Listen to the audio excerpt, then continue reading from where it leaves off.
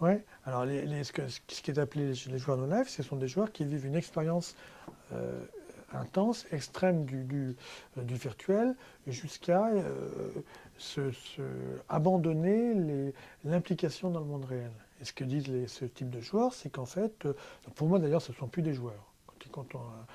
C'est pas un joueur, c'est quelqu'un qui a abandonné l'investissement du monde réel pour privilégier l'investissement du monde virtuel. On est au-delà du jeu, c'est pas question de jeu. C'est qu'il dit, le monde réel, il m'intéresse plus, moi ce qui m'intéresse, c'est le monde virtuel. Voilà. Alors, cette action-là, ce comportement-là, il est pathologique dans la mesure où l'investissement du monde virtuel, il se fait au détriment du corps, d'abord, puisque ces joueurs-là, en fait, ils perdent la notion de jour et de nuit, puisque les jeux en ligne persistants, ils vivent avec une temporalité qui n'est pas la temporalité du jour et de la nuit aujourd'hui. Ils perdent la question les rythmes alimentaires, ils perdent les relations sociales et ils aboutissent à quelque chose qui est de l'ordre d'un enfermement autistique, quasi autistique, et qui devient effectivement problématique sur le plan de la santé mentale. Ouais, ça c'est vrai. Alors il faut se ratifier un peu, il faut avoir une vue un peu fine. Hein. Un joueur qui joue intensivement à World of Warcraft pendant un week-end entier, c'est pas un joueur no life. Hein. Le joueur no life, c'est quand vraiment on sent qu'il y a le désinvestissement du monde réel. Alors ce désinvestissement du monde réel, oui, c'est quand même un signe pathologique, psychopathologique important.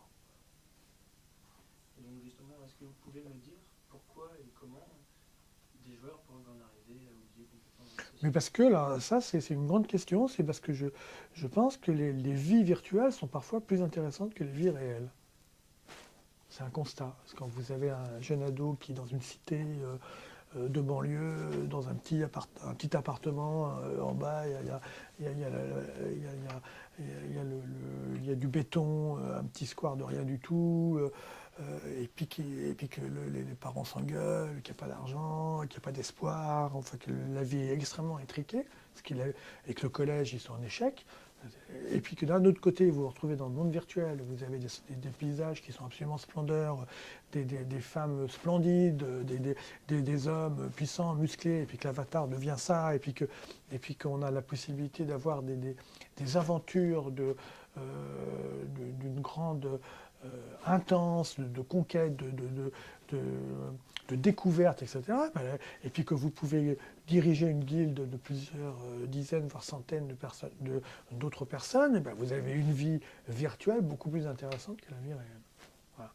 Et donc du coup, c'est absurde pour ces personnes de quitter ces mondes virtuels pour se retrouver dans une réalité sociétale qui est sombre, sans espoir, pas intéressante.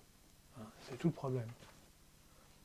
Que ces mondes virtuels c'est très difficile pour eux de désinvestir ces mondes virtuels pour réinvestir le monde réel. C'est ça. C'est d'où la grande difficulté d'aider ces jeunes à désinvestir le monde virtuel pour réinvestir le monde réel, parce que le monde réel, il n'est pas très réjouissant.